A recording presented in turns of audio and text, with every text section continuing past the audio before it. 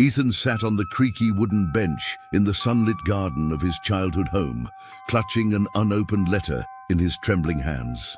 The envelope was faded and slightly worn, but the handwriting on it was unmistakable.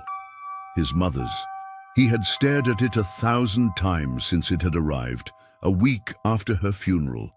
Yet still, he hadn't found the courage to open it. Not until now.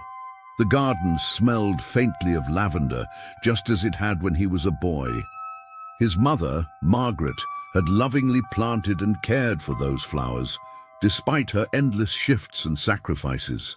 For as long as Ethan could remember, she had been the constant in his life. His anchor, his protector, his North Star, and now that she was gone, he felt adrift in an ocean too vast, too daunting to navigate. Tears welled up in his eyes as his finger slid beneath the envelope's thin seal. He hesitated for a single moment, partly afraid of what the letter might say. Then, with trembling resolve, he tore it open and unfolded the paper inside. His breath hitched as he read the salutation. "My dearest Ethan.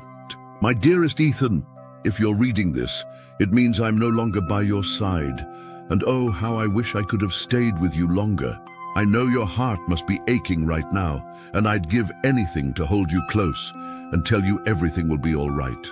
But I can't do that anymore, can I?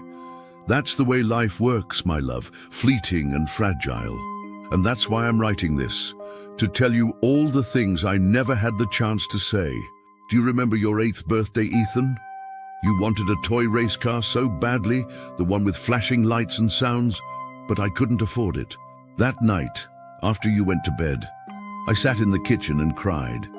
Not because you didn't have a gift, but because I was terrified you'd see me as a failure. I worried that all my sacrifices weren't enough to give you the childhood you deserved.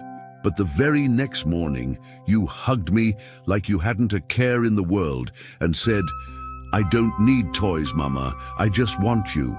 Those were your exact words, and they healed wounds I didn't even know I had. Do you know that, Ethan? In that moment, you taught me what home really is. It wasn't toys or things. Home was you. Home was us, together. I want you to understand something I hope you carry with you for the rest of your life. Every late night at work, every cold dinner reheated hours after you'd eaten, every little sacrifice I made, they were never burdens to me. They were blessings. You are my greatest joy, Ethan. Remember that. You are my reason for everything. Now, my love, I need to ask one last favor of you. I know grief can be a heavy weight. It can steal your laughter, bury your dreams, mask the light of the world with shadows. But please, Ethan, don't let it stay with you forever. Live, my sweet boy. Truly live. Don't wait for happiness to find you. Create it. Chase your wildest dreams. Embrace the people who bring warmth to your soul. Fall in love deeply and fearlessly. And one day, when you have children of your own, tell them about their grandmother who loved them before they were even born. And when you miss me, as I know you will, look up at the stars. I'll be there, Ethan, shining. Always shining for you. Ethan's tears were falling freely now, dripping onto the letter's ink and smudging the edges. He clutched the paper to his chest like a lifeline. The house around him, the garden, the bench, even the lavender, all blurred into the soft haze of his grief. For the first time in years, he allowed himself to cry fully, deeply, without reserve. His mother's words had reached the parts of him that pain had buried so deeply. The guilt over unanswered phone calls, the regrets of things left unsaid, the endless weight of losing someone who was his entire world. All of those feelings he had carried for months seemed to peel away, layer by layer.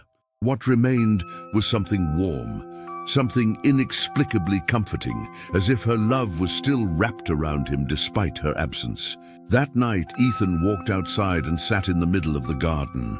The sky above was painted in vibrant hues of twilight, the blues melting into purples, the purples giving way to starlit black. He looked up and saw the stars twinkling one by one, and his heart swelled with the bittersweet ache of love that hadn't faded.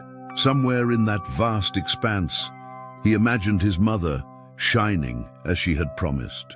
He whispered softly, "I'll try, Mama," as a single, stubborn tear rolled down his cheek.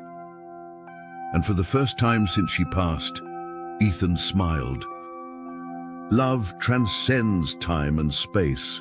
It exists in places we cannot touch, in moments we cannot see, and in memories that live on long after goodbyes have been spoken.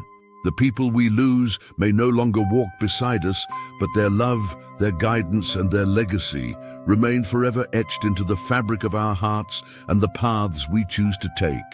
Live, laugh, love, and always look to the stars, for there you'll find them shining.